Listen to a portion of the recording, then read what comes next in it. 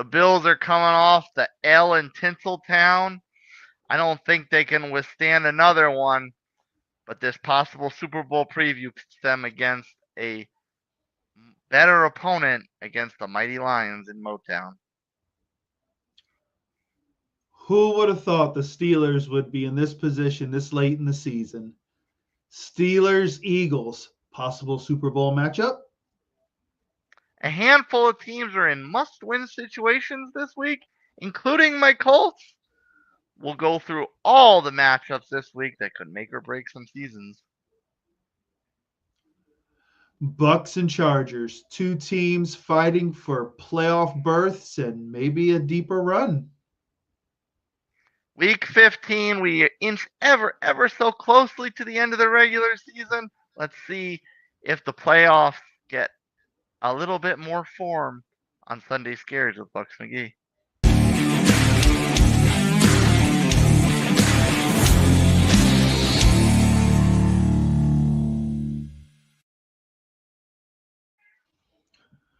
Week 15. You'd think some pictures would be clearer. One side of the fence, yeah, for the most part, but on the other side, still a whole jumbled mess. How are we doing there, sir? Fresh off a bye week, I feel full of footloose and fancy free. That's what bye weeks do, man. You feel good, you feel fresh, you think like you won a big game. Now you're Yeah. ready to go. Welcome back to the fray. Hey, I get to put pads on again. Sometimes it's not the best. Sometimes you like to sit out and just watch it all fall apart. Like to watch That's the right. world. You like to watch the world burn. It's certainly better for our arrhythmias. All right. Well, something that's not very fresh is this Thursday nighter, and I'm guessing the rain has the Rams offense a little bit on stuck ground. Yeah, both teams just can't get it together. You know, the weather's playing a big role in this. Like you said with the Rams, offense is off timing, can't get the passing down. So it's going to be a game where it's probably just going to be a field goal bonanza. Do you think? I think, and actually to that point, I think Al said at one point, he was called it a punt fest. Yeah, that's what I look for, especially for the Rams, man. It's when they list up that how everything's been going punt, punt, punt, punt, punt. So it's just going to be we know which team can maybe just get a good solid drive, or maybe the rain lets up a little bit. But right now, like I said, I think it's just going to be field goals. Is it a moment to also sing the praises of the defenses in this one? Because you think rain that would favor running games, and obviously the Rams have Kyron Williams, who's a all pro level type of back, and the Niners have gone through some backs this year, of course. Like Garendo has played well when he's been on the field. So are you still a little surprised that the running games haven't been in effect, or is it maybe just a testament to the defenses? It just seems everybody's just trying to run the ball. Like the pass game is non-existent, so everyone's trying to run. So yeah, the defenses are playing well, but when you pretty much know that maybe every 3 plays is going to be a run, you can pretty much figure out what to do. So Yeah. defenses are playing well. No one's been able to break a real good run, but yeah, the weather's just playing havoc. Yeah. Are you ever surprised when they're I mean, it's hard to call Brock Purdy a veteran quarterback, but he has been to a Super Bowl, and obviously Stafford's a veteran quarterback, has won a Super Bowl. Are you ever surprised when quarterbacks like that have trouble with the rain? Because you figure No. they should kind of know how to handle themselves in Well, inclement weather. well, here's the thing. They can handle it, but it's your receivers. That's the issue. If the receivers don't have good footing, can't make their cuts, then it doesn't matter what quarterback you got back there. If your guys aren't getting open or able to make their cuts, you're going to sail a ball. Things are just not going to look timing wise are going to look off. So the rain rules supreme. There's nothing that you can really do. Yeah. We'll check back in on our as the NFC West turns after Sunday. But let's get into Sunday, and we've got a couple potential Super Bowl previews to go over. They all play at the end of the day. So Of I'm course. I said, of course. I'm fairly excited about these. One, of course, is I think right now, barring whatever the Chiefs may do, this one probably has pretty good Vegas odds to be the Super Bowl matchup, and that is the Bills and the Lions. Despite the Bills coming off the loss last week against the Rams, that was just points aplenty, completely the opposite of this Thursday nighter that the Rams are playing in, mind you. Um, but do you think that they will get back going because they have to respond here, or are they just sentenced to endure an unintentional 2-game losing streak here? This game's going to be interesting. Lions defense is beat up, so I think Buffalo has the opportunity to score some points. Mm-hmm. You know, but on the flip side, Buffalo's defense not non-existent last week as well. So, and with the Lions offense, where basically anyone who touches the ball can score, this very well could be another 44-42 fiesta. Um, with the Bills, like we're gonna go over some must-win games a little later in the show, but this one also kind of has a must-win feel to it. Do you think it's more important for the Bills to win because they're still a game back of the Chiefs despite the tiebreaker, or is there more of a must-win onus on the Lions to kind of keep pace in the NFC? I think for Buffalo, they have to. I think it's more Buffalo. If the Lions were to lose, then I still feel that they could catch. They'd be able to keep the number one seed. Philly, they've got they're winning, but they've got their own issues internally. So who knows what's going to happen? They could throw up a bad game, and then at that point you're sitting there, and if you're Detroit, you're like, all right, we're in good shape. But for Buffalo, I think it's a mental thing as well. Like you want the number one seed. I think for them, they feel they need it to win. I don't. I think they can win on the road, but for some reason it just seems that people believe that Buffalo needs the number one seed. So there's probably more pressure on them. Yeah, Detroit almost may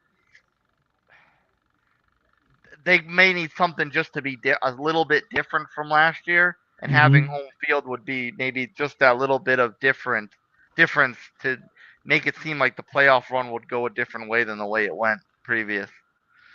Yeah, true. But I think Detroit's grown Yeah. as well. So it's a situation where they would, if they didn't have the number one seed, if they ended up being number two, I don't think they'd care. They would probably take it, probably just add more fuel and be like, you know what, fine, if we got to win on the road, then so be it. And with the two backs, obviously both backs were there last year, but they're really more of a focus this year than they were last year. Mm-hmm. Uh, where they not maybe not to say a focus as much as a dependence almost. Goff really hasn't had to do what he's done in recent past. He's still been very good, but he's hasn't had to do that. So maybe also playing on the road that obviously benefits a team more that can dominate running the ball because you take the crowd out of it. Oh yeah, definitely. When you've got, like I said, when you've got all those weapons and you've got the two-headed monster at running back, you don't have as a quarterback, you're not forced to have to do everything. You don't have to carry the burden. You've got those two guys, and even if one, is having a rough day, you've got the other guy to pick up the slack. So yeah, I think Goff's in a perfect situation, whether they're the one or the two. And I'll go back to tiebreakers for a moment because in the case of the Lions, yes, they are a game ahead of the Eagles, a game ahead of the Vikings, but they also have the tiebreaker on the Vikings. So like you said, a loss, they can withstand that a little more. Whereas the Bills, yes, they have the tiebreaker on the Chiefs, but they're still behind them. So you have a tiebreaker for the Lions that very much keeps them in that situation you mentioned where they can withstand this. The Bills tiebreaker really doesn't matter right now. No, no, exactly. The only way it works for them is if they tie. Yeah. If record wise, if they tie. If for some reason the Chiefs were to somehow lose two games and Buffalo straightens the ship and wins out, then they're good to go. The tiebreaker is almost like it's like a get out of jail free card for the Lions. Mm. They're like, okay, we've got some room, we'll be okay. Buffalo, they've got to be perfect the rest of the way. And somehow miraculously the Chiefs just keep winning. They won't lose. So it might be a difficult situation for that tiebreaker to matter. Yeah, at this point, I think Buffalo just needs to get things straightened out and just get ready for the postseason. And however it falls is how it falls. If this becomes more of a burden over the last few weeks of trying to get the number one seed, then it could end up being a problem. Another potential Super Bowl matchup on tap this week, although maybe less likely, certainly not as expected going into the season. I mean, we've never had a Keystone matchup in the Super Bowl before, but I mean, here the Steelers and the Eagles are both near the top of their respective conferences by records, Mm-hmm. both leading their divisions. So this one very well could also be a Super Bowl preview. It could be. I think the Steelers, I don't want to say long shot, but they're Mm-hmm. probably a distant third in the AFC in that thought process. But hey, their defense has been exceptional. So you don't know if that offense continues to play well enough, and something happens in the playoffs where someone gets bounced, before we think they could march right through. But it would be interesting to see this matchup in the Super Bowl. I don't know. America might like it. I don't know, but it could be interesting. It could be ugly, an ugly Super Bowl.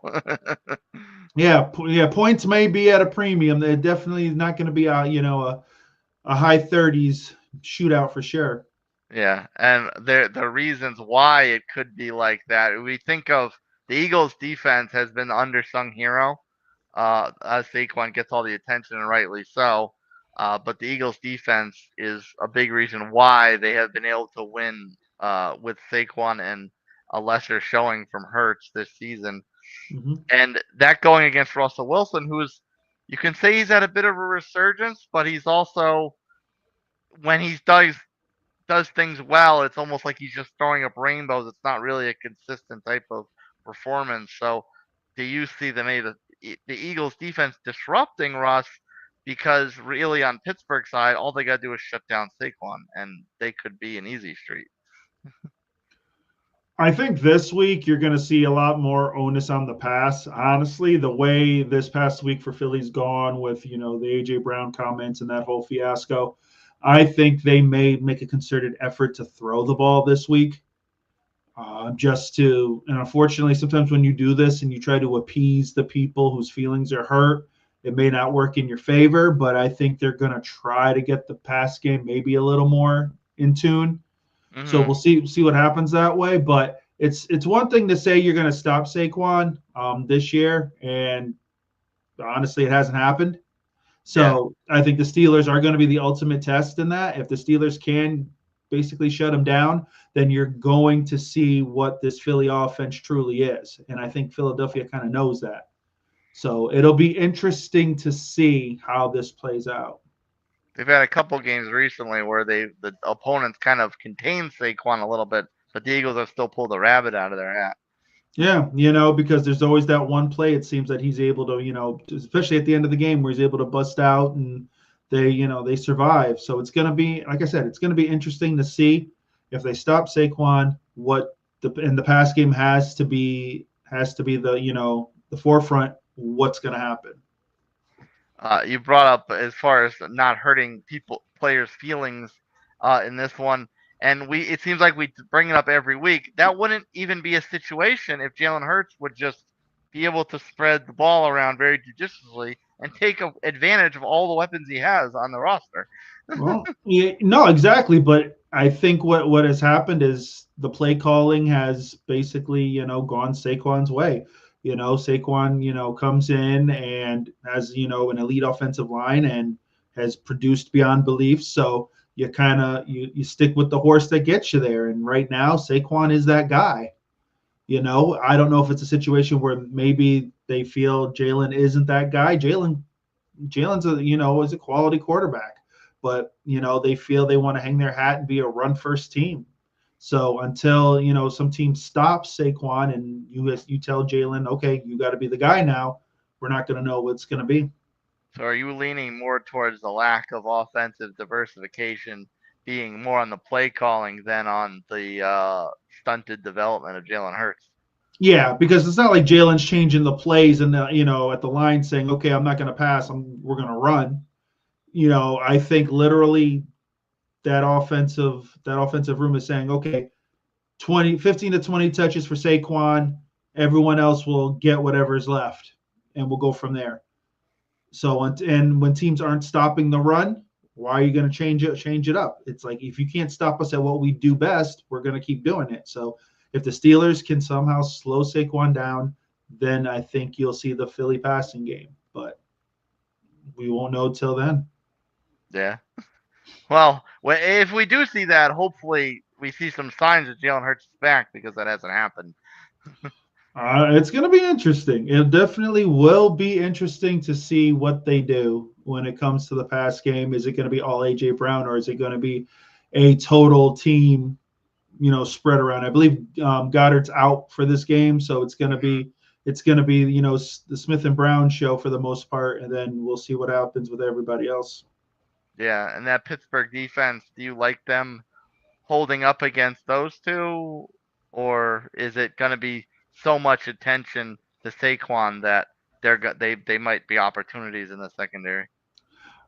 It could be a situation where Saquon gets opportunities as a receiver. Let's be honest, Philly's offensive line is awesome. They're elite. So if they can if it's a situation where, Jalen's got time to sit in the pocket and those two wide receivers are, kind of bottled up, Saquon leaks out, there you go. It's just Saquon as a receiver. So you could see maybe not a big running day from Saquon, but it could be more of a receiving day. He could put up maybe 50, 60 yards receiving, 50, 60 rushing. Who knows? Sounds like you're almost down on seeing a classic TJ Watt domination. Well, here's the thing. And TJ Watt does his thing. There's no doubt about it. But when you've got, Saquon and these wide receivers and this offensive line, his opportunities may be at the minimal. Mm-hmm. So this next one, I know it would bring nothing less than a twinkle to your eye if this we could talk about this as a Super Bowl preview as well. Mm-hmm. But it certainly does not. These teams certainly do not necessarily have the gravitas this season that the previous four teams we've discussed have.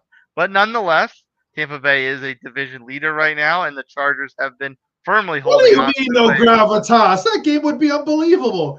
Baker versus Herbie? Come on, that's quality quarterback play. You're telling me you'd rather watch Jalen Hurts and Russell Wilson? I'm talking about the way the seasons have gone for the teams, not the individuals. But I'm, those are highlights. Those are I, headliners for Super Bowls. That's what you do. You highlight the quarterbacks. I'm trying to stay in the moment, Bucks McGee, in the moment. Jeez. All right. Whatever. And the Chargers, of course, have had a stranglehold on a wild card spot for most of the season. Mm-hmm. So, in the event of this, maybe these teams catching fire in the postseason and somehow meeting each other for the ultimate prize, Mm-hmm.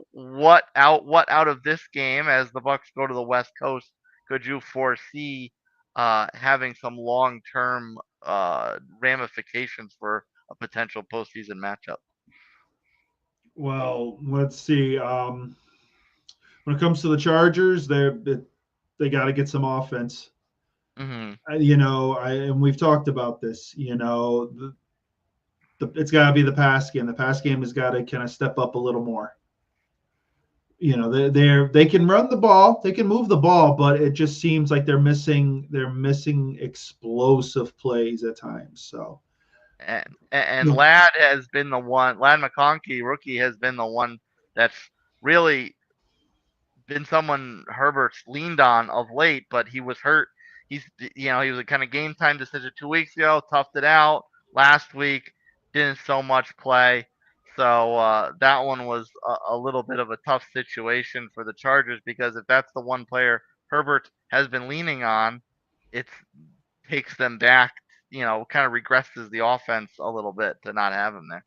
oh, it totally does, because at this point you're like, okay, who do we go to? Who's the guy?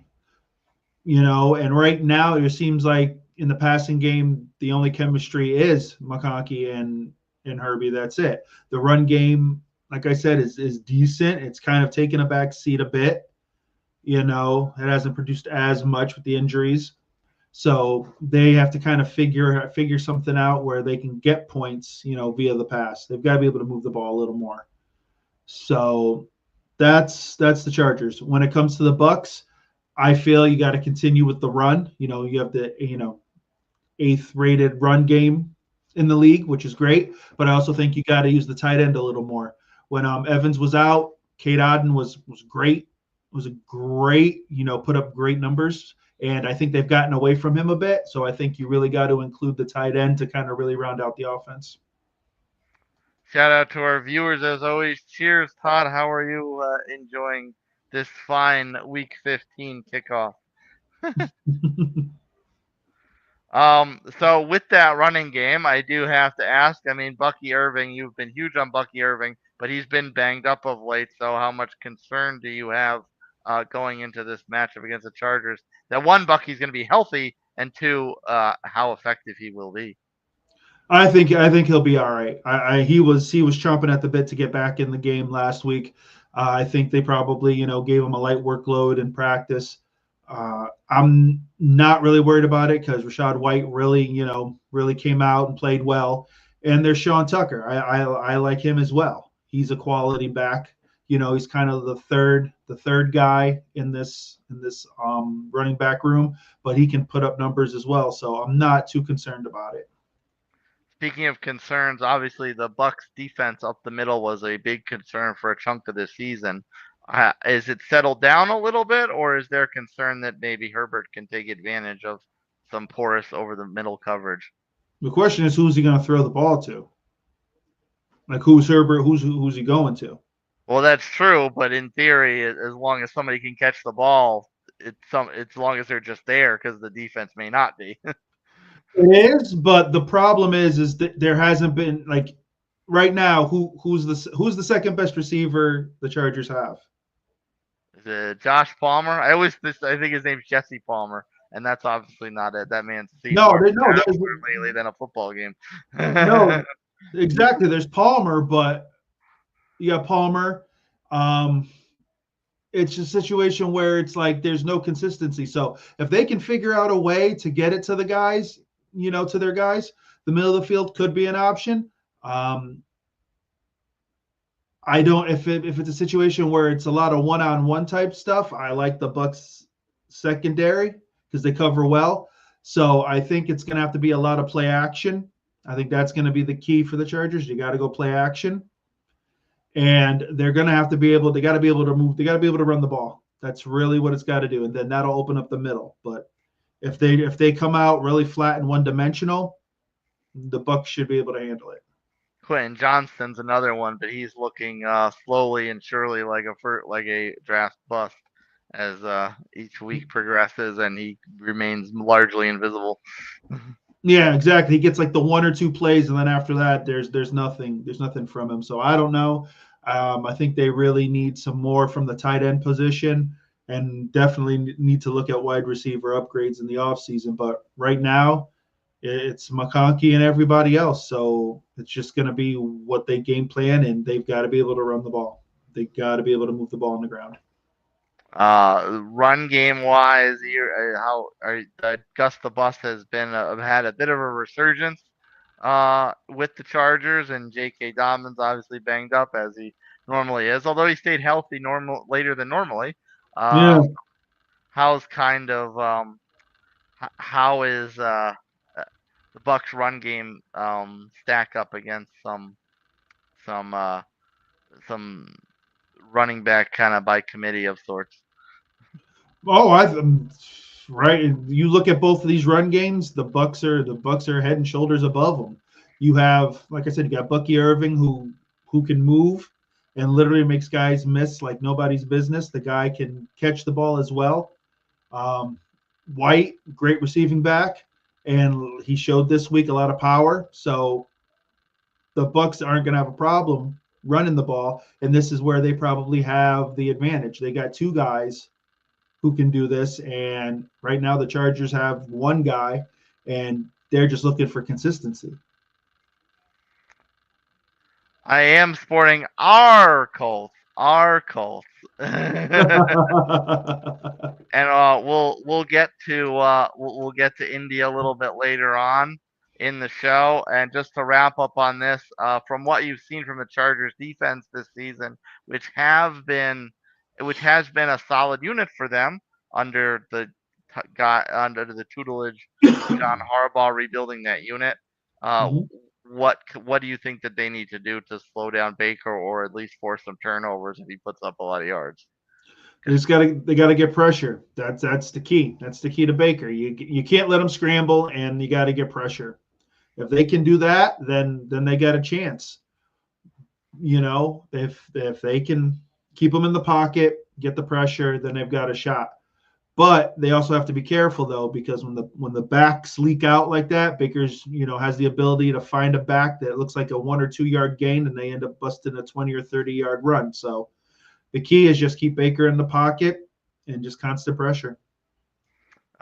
Baker, I mean, Baker's your ride or die the last couple of years, and you have very much supported him in that. But is it just a byproduct of the win big, lose big when it comes to his chunk yardage and his turnovers, or is there, I think I asked you this a number of weeks ago. Is there anything to be concerned with by the turnovers? No, I don't. Yeah, sometimes you'd wish he'd kind of, maybe he'd take a sack, but I think you get more positive than you get negative, because especially in the beginning of the season, there were plays where you thought, oh man, here we go, he's going to take a 6 yard sack or something like that, but he'd end up spinning out of it, running for 15 yards, or he was able to break something off and throw a 15-20 yard pass. So sometimes, yeah, you hold your breath, but it's been more positive than negative, so I'm willing to ride with it. Now, this next one is not necessarily a Super Bowl matchup because they both play in the NFC, but it could very well be a postseason matchup because right now, entering Week 15, the Packers and the Seahawks would likely play each other, and that is the Sunday nighter this week. The Packers head up to Seattle, which they would also do if they faced each other in the postseason right now as we stand. So Seattle looks like they're kind of getting back into a groove off the roller coaster. Maybe it's just a matter of getting healthier. Maybe it's the receivers settling in and Geno getting back to the Geno we saw a couple years ago. But the Packers have also been getting a groove lately. So which one of these trains gets derailed here? I don't know. It really depends. If Geno has a solid game, has one of his better games, then I could see Seattle winning. Uh, if it's one of those games where he's just not clicking and the offense just seems a tad off, Mm-hmm. I could see Green Bay winning. But with Green Bay, it's the receivers have got to catch the ball. I don't trust those receivers have talent, but I just don't trust them. They just seem to drop balls in inopportune times. Basically it's going to be the Josh Jacobs show, and then we'll see what happens. Then the pass game will feed off of that. So it's going to be, can Seattle's defense stop Josh Jacobs? I do want to get into that more, but let's just talk straight up one to one. Which defense do you think is the better unit right now? Whether Oh, by some of Seattle. the parts or how they're playing. Right now, you'd have to say Seattle. Seattle's defense, I think, is playing a bit better. Okay. Is that just due to the fact that they're healthy, or do you think that the players are actually collectively better? Well, they've gotten guys back on defense, that were hurt. So health has been a big deal. But if you look at it on paper, I would give the edge slightly to Seattle. I think they've got some playmakers on there, some young guys who can do some good things. Hmm. So Josh Jacobs has been the hot hand of late. Mm-hmm. Do you think that will continue? or do you have more comments in this Seattle defense that you very much like right now to slow him down, if not stop the bleeding altogether? I think Seattle can stop him. I think that I don't know if you stop somebody like him, but I think they can contain him. And I Mhm. think their secondary is strong enough that they can, kind they can hold the receivers to, minimal gains. So it's going to be interesting. So I think what this game is going to come down to is, also is Love. Love just can't make mistakes in the secondary. Can't just sit there and try to gunsling it. He's got to be smart. But Seattle's defense, I think, matches up well. Whether you chalk it up to not playing smart or just very playing very inconsistently, Love has not done uh, a whole lot of solid play this year. He's kind of been all over the map. So that's obviously a big if Mm-hmm. to expect something big, a big performance out of him right now. No, he's got the talent, but it's, sometimes you can't, you gotta know when to throw it and where to throw it and not just, try to force it. And I think sometimes he does that, but it also doesn't help that your receivers drop the perfectly placed balls you give them, literally. You got guys who are busting it down the field. He floats a nice one like Watson. Watson's a perfect example. He's dropped numerous balls where it's like there's no one around you. How could you drop it? So that plays a part in it. So I think, like I said, it's gonna be Josh, and then the passing game will feed off of that. Yeah, I know we've kind of given him a pass a little bit because it's his second year as a starter, even though he's been in the league a few years prior to being a starter. Mhm. But despite that, now we've almost seen a full second season out of him as a starter.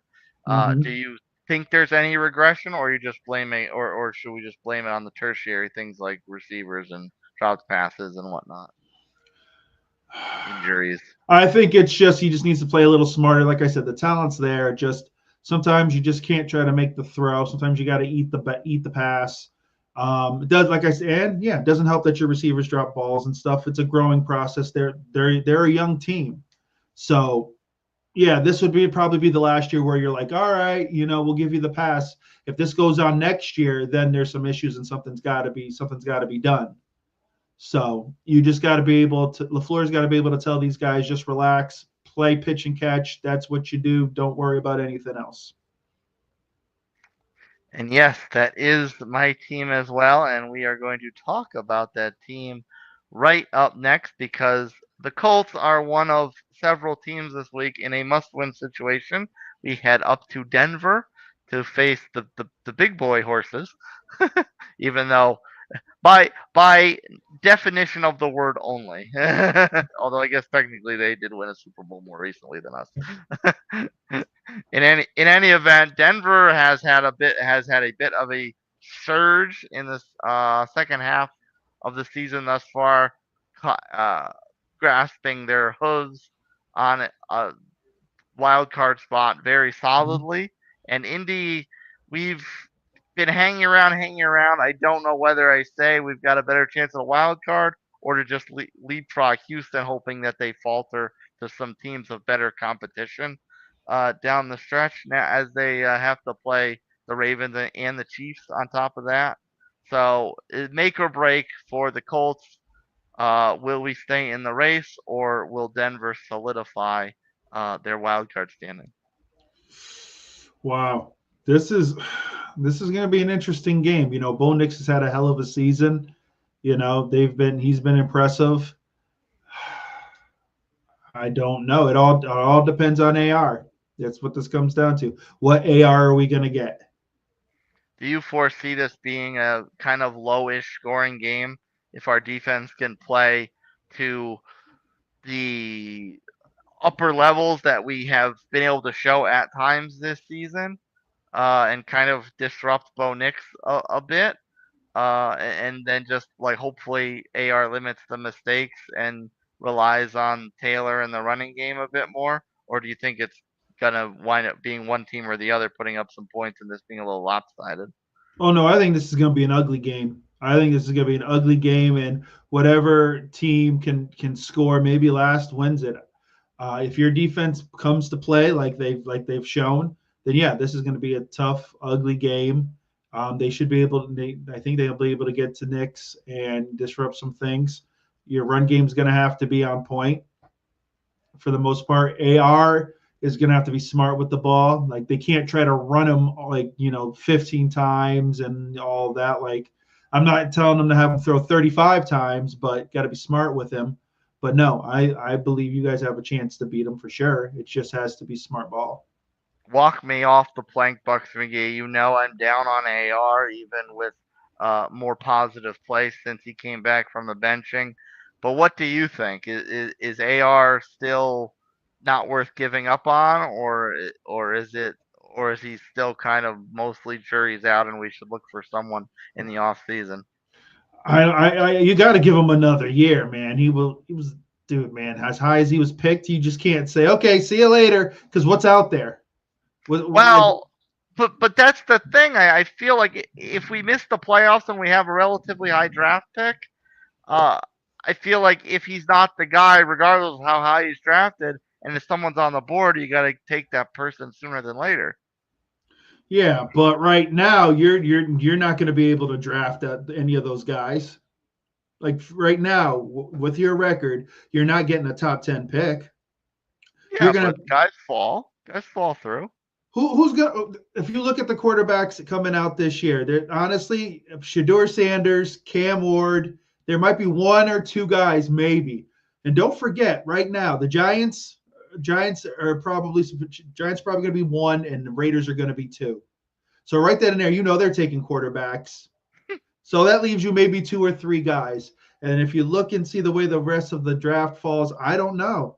I think you have to just sit there and, like I said, AR's got talent, but you can't run him. And I know he's physical and all that, but this isn't Florida. This isn't the Gators. And you've got to give him some weapons where you can give him a couple more weapons to throw to and see what happens. I think you can give him another year.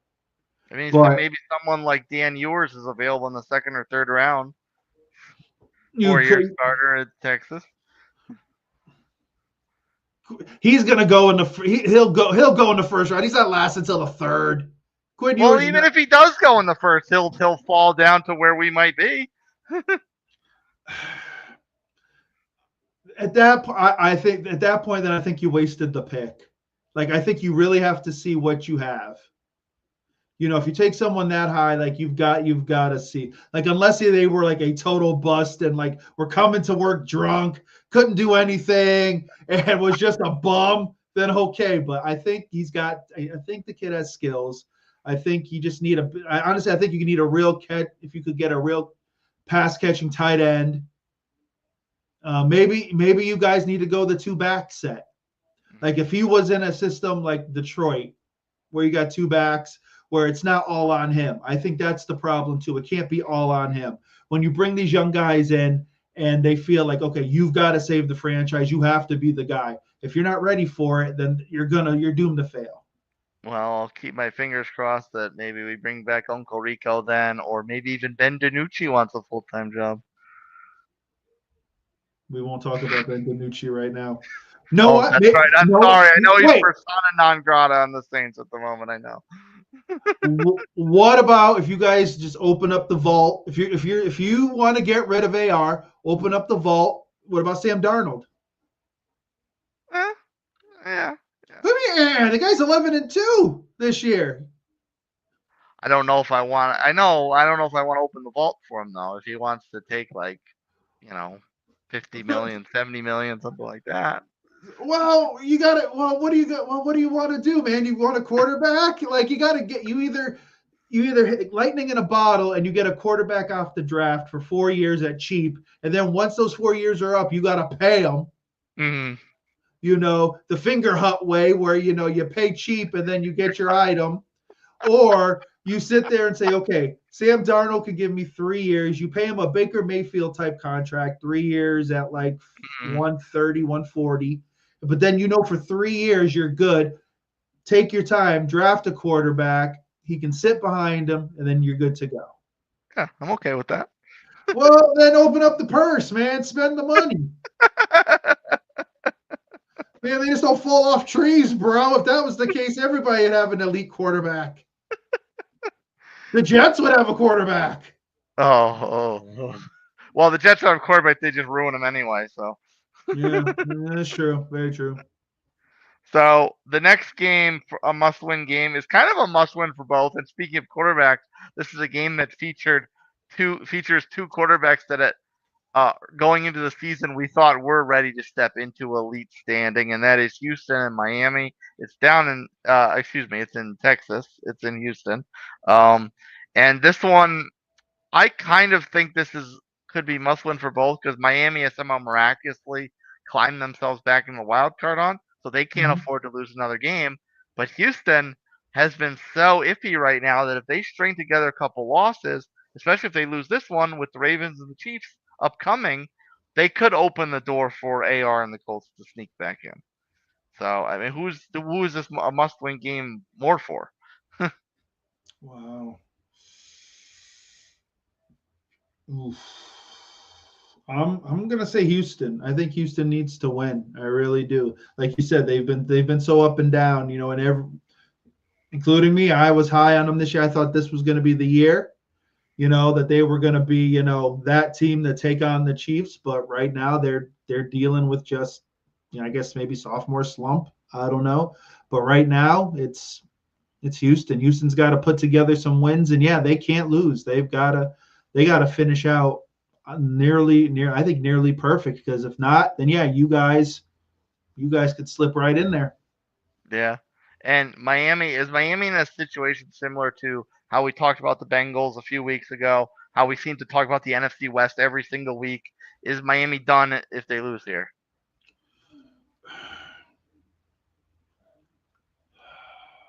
I think they're 6-7, so the eighth loss, they'd pretty much be in the same situation as the Bengals, who might Yeah, also be 6-8 if because they play in the Titans. They could win that game. yeah. I do. I think if Miami loses, I think they've played themselves out. I think like them, Cincy teams like that, they've got to win out to have a shot. And I don't know. I think this season, once Tua got hurt, everything just changed and got jumbled. They played well last week. You had the Jonnu Smith Bowl there, who was a phenom in overtime. The hero. So the hero. So I don't know if that maybe is going to kickstart them, but they have to win this. They have the talent. It's just I don't know. It's just who. It's at this point who wants it more. Can Miami get it together and play a full game? If they can do that, they can win this game. Houston, don't make stupid mistakes and just again play solid 60 minutes. It's whoever can just play good ball for a whole game.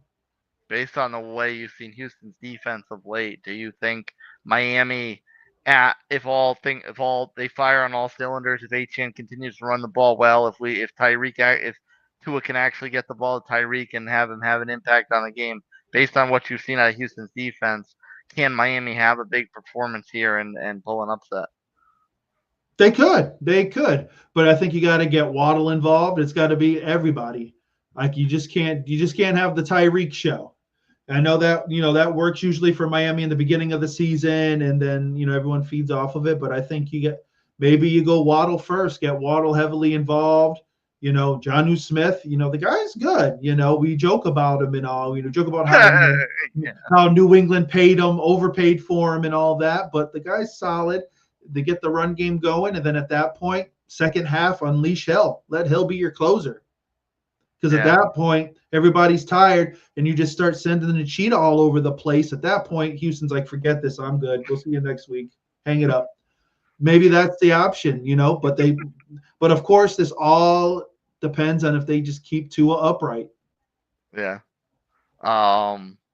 Yeah, we were talking about Quentin Johnston being the invisible man. Jalen Waddle's been a little bit of an invisible man, and he's actually been around the block a couple times. Whether Yeah, it's just it's his fault or Tua's or the offenses or whatever. I don't know what it is. It's like you've got these two dynamic wide receivers, and it's just like Waddle is just like nowhere to be found, and it's not like he's hurt. It's just I understand that Tyreek he's this the straw that stirs the drink, but you've got a talent in Waddle. Like use him. I would almost use him more, and then like I said, let Tyreek be your home run hitter. See what happens. I'm sure Tyreek could be fine with that, but you got to figure out some way to get both these guys the ball. If not, you need to look at it and say, okay, well, I know these guys got some trade value. Maybe we pick up some pieces elsewhere and improve the team as a whole. Sounds eerily similar to Philadelphia, although at least in Philadelphia's case, we do see production from both receivers. It's just never at the same time. Exactly, but that's what it's going to have to be. But I think if Miami starts out quick and hot, I don't know if Houston can catch up to them. So it's going to be interesting to see how this game goes. Another must-win is the Arizona Cardinals. They're playing the Patriots, much very often considered a quote-unquote layup of an opponent this season. So this has to be a must-win for Arizona to try and keep any kind of hopes for the NFC West alive. This is the Gerard Mayo I need to keep my job bowl. Because the whispers are maybe the Patriots might be looking elsewhere all of a sudden. Well, you can't get Bill back because he's in UNC, he's in North Carolina, so I don't know who you guys are going to get. Well, you don't have to worry about Bill because of that. He went to college. You don't have to worry about Bill at all. But yeah, Arizona can't screw up here. You can't go in there saying, "Oh, we're going to New England. We'll be fine." Drake May has started to play really well, and honestly, he looks like a lottery kind of quarterback. You got to give Drake May some credit. He's put up some numbers. Maybe you guys should have took Drake May. We should have just waited a year. Yeah, waited a year.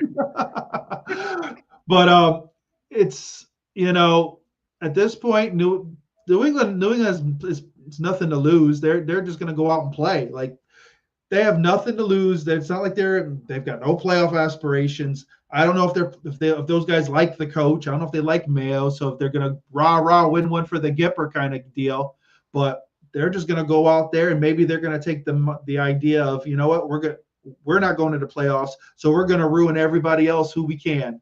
So this very well could be a problem. Well, speaking on the coaches, who's more on the hot seat with a loss? Is it Mayo because the season's been kind of a disaster despite the developmental undertone of it, or is it Gannon because the Cardinals were in the mix and now the wheels have fallen off?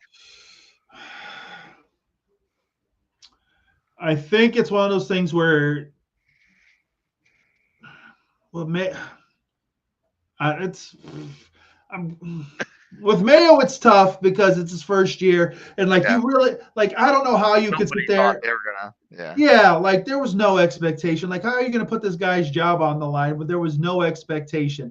If you saw, I think it's a successful season because you've seen Drake May finally. You didn't rush him. You didn't put him in week one. You let him sit.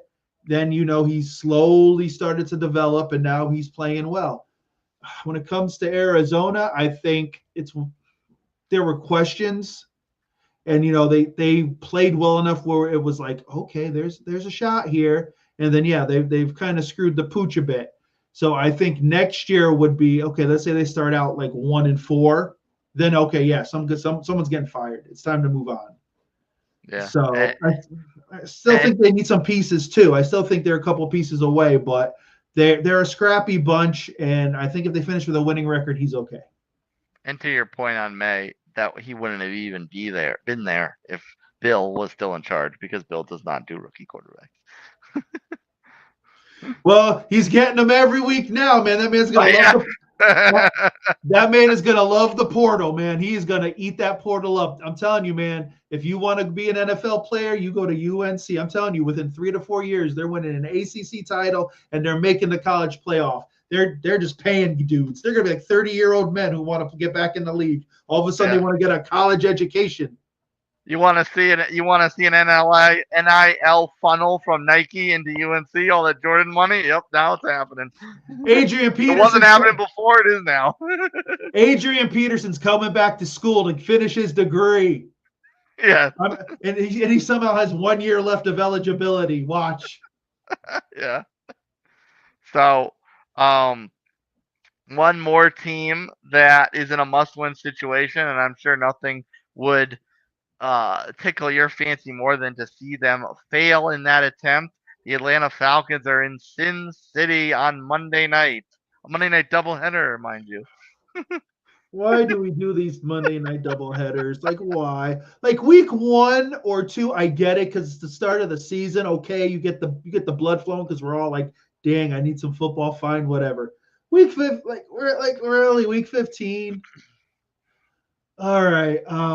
Oh yeah, dude. This is Kurt Watch, is what this is. This is Kurt Watch. Because right now the Raiders are a hot mess. Aiden Yeah. O'Connell, I think O'Connell might be playing because I guess it's a bruise, and he wants to play, so he may play because I don't know. Maybe you know what? No, I think what's going to happen is Antonio Pierce is going to say, you know what? I don't care. You're going to fire me anyways. Ritter's going to play, and it's going to be a revenge game. And Ritter's going to throw for like 350, 4 tutties, and then Kirk Cousins is going to sit there and just look to his right, and there's Penix. I'm taking your job, old man. That's how it's going down. Yeah, I mean, to that point, uh, like you said, the Raiders are a mess. They're an absolute disaster this year. Max Crosby's career is being wasted. Their defense outside of him is horrible. If Kirk can't get it going against this squad, the whispers are going to get very, very loud. Oh, they're not even whispers. They're straight out bullhorns. And then you got Brock Bowers, who doesn't even have a real quarterback, but the guy's putting up crazy numbers as a tight end. Don't know how you do it, but he does it. So it's like, yeah, the Falcons should win this game. Like, they should win this game. But anybody outside of Atlanta, do you really think this is the magic elixir to fix Cousins? I don't know. I'll tell you this: if they barely win this game, then you're no better than you were last week. No better. Like, you should win. It should be like 31-7. Like, literally, like the game. Like, there should be no. This game should be done by halftime. Where I'm like, all right, I don't even know why I'm watching this thing. Just move on with my life, unless I got some prop bet money on it.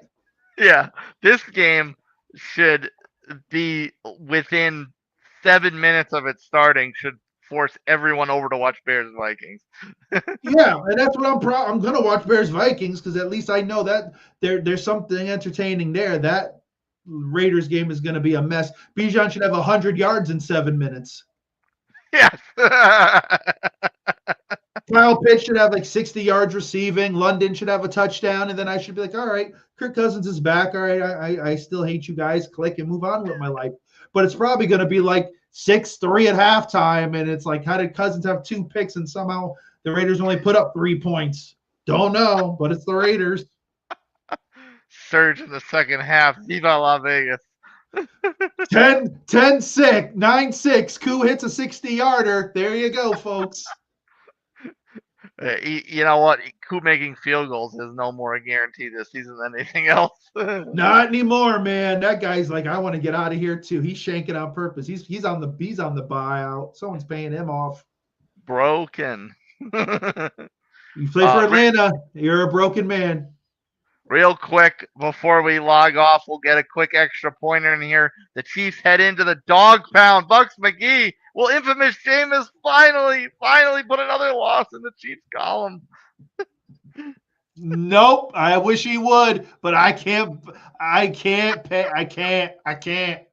want famous Jameis to be the man, and I will be sitting there. Here we go. I did this last year, and I didn't have to worry about it. If famous Jameis beats the Chiefs, I will go and buy myself a famous Jameis jersey, and I will rock it for the next show. Famous, well, depends, NFL holidays. I might not get here for a week or so after, but it's all right. But yes, I will profess my somewhat love for famous Jameis. Okay. Or I'll eat crab on show. Yeah. And, imitation crab, because I'm not spending for live crab. It's not in the budget. That's right. Well, I mean, it could happen. It very well could happen because Cleveland has a great offense. Like, they really do. This could happen. Like, people can sit there and Jameis either gives you 4 touchdowns or gives you 4 picks. Yeah. Well, we're used to being the kiss of the death, so eating crab on the show isn't the worst case scenario. But so so we can keep our hopes high, I guess. Jameis. Buccs McGee, week 15, sir. Take us off air with your final thoughts. Oh, well, lots of Lots of possible playoff matchups. Seedings in peril. No one knows what's going on. Famous Jameis is my only hope this week for the Chiefs, taking them down. Um, it's a good week. It's a solid good week. Excited. We'll see what happens. That's really all I got, man. Loving it. Jets, no one cares. Cowboys, you guys are just ridiculous. No one cares. And Saints, you're losing.